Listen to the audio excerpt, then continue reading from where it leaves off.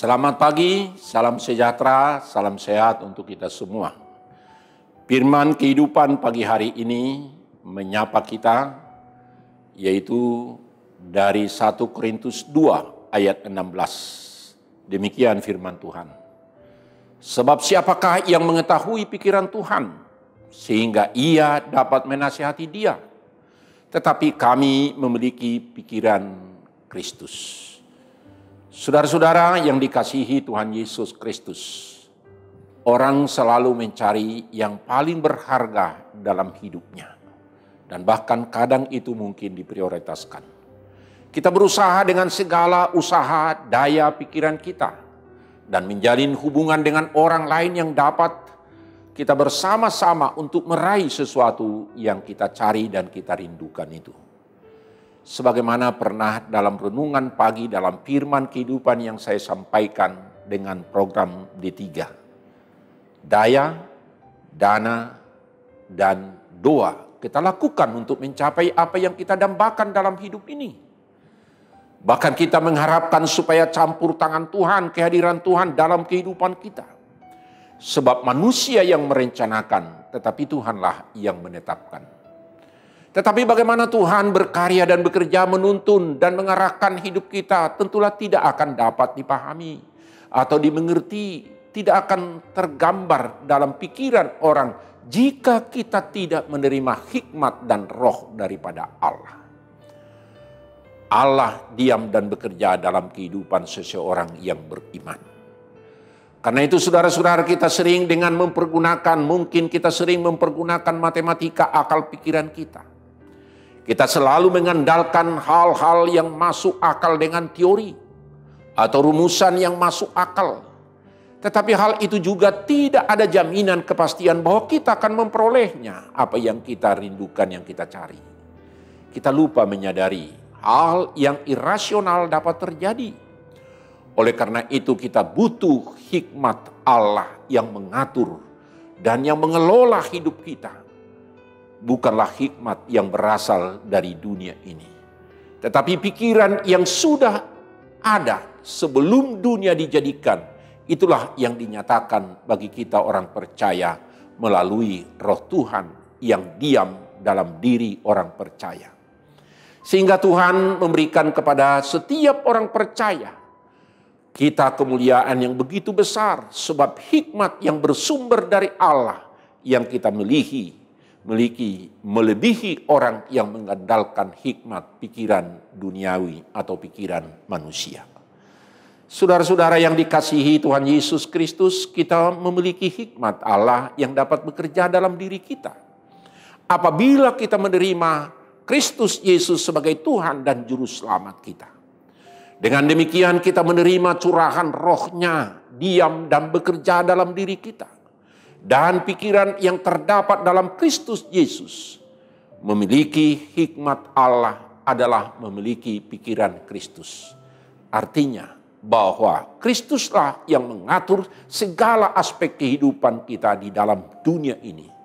Dan tentunya hikmat manusia tidak dapat memahami ini. Dan menganggap hal ini adalah mungkin kebodohan.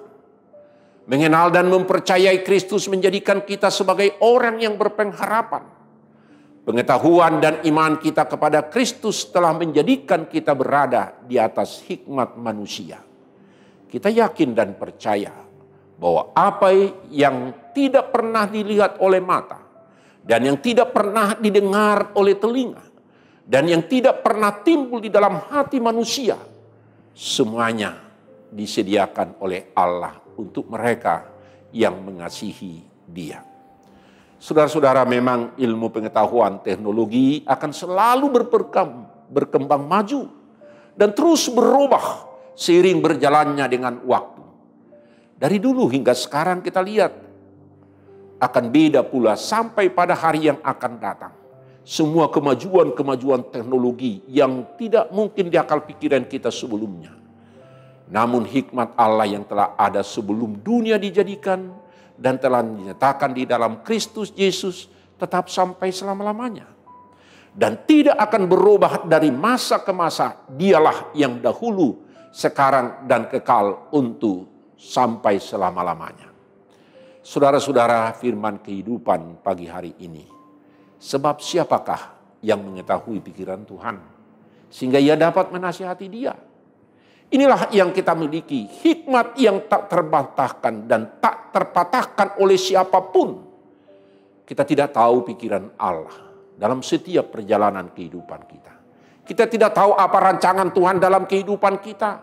Kita hanya mereka-reka dengan akal pikiran kita seperti ini, seperti ini.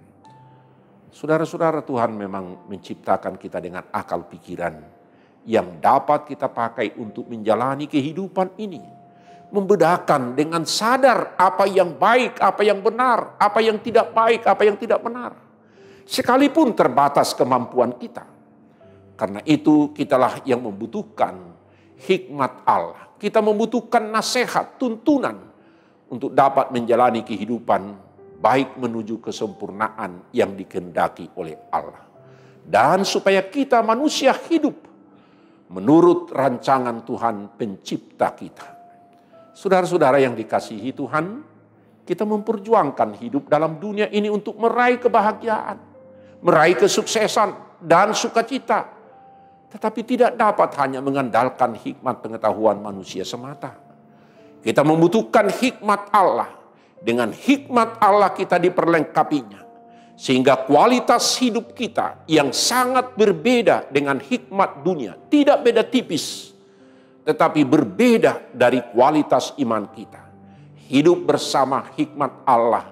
Kita akan mampu menjalani hidup yang biasa-biasa. Dengan segala pergumulannya menjadi luar biasa. Sebab kita merasakan kehadiran Allah senantiasa hadir dan bersama-sama dengan kita dalam setiap kehidupan yang kita lalui. Mintalah hikmat dari Allah. Mintalah nasihat dari Allah. Sehingga kita bisa menjalani segala perjalanan kehidupan kita. Amin. Mari kita berdoa. Terima kasih Tuhan, biarlah kami memiliki pikiran sebagaimana di dalam pikiran Kristus. Sehingga kami boleh menjalani kehidupan kami dengan hikmat yang daripada Allah. Sehingga kami dimampukan untuk menjalani segala perjalanan kehidupan kami. Sehingga Tuhan senantiasa menuntun kami, mengarahkan kami, memberikan pengetahuan hikmat yang daripada Tuhan. Sehingga kami boleh berjalan sebagaimana yang Tuhan kehendaki. Karena kami yakin dan percaya dengan pertolongan dan kuat kuasa daripada Tuhan. Hikmat yang daripada Allah. Itulah yang memperlengkapi kami, memampukan kami, menguatkan kami dalam setiap langkah dan kehidupan kami. Karena itu kami yakin dan percaya siapakah yang mengetahui pikiran Tuhan. Sehingga ia dapat dinasihati. Hanya Engkau Tuhan yang mengetahui segala perjalanan kehidupan kami masing-masing. Karena itu kami serahkan hidup kami ke dalam tangan-Mu. Amin. Anugerah Tuhan kita Yesus Kristus dan kasih setia Allah Bapa dan persekutuan Roh Kudus kiranya menyertai saudara-saudara sekalian. Amin. Salam sejahtera, tetap prokes, Tuhan beserta dengan kita. Amin.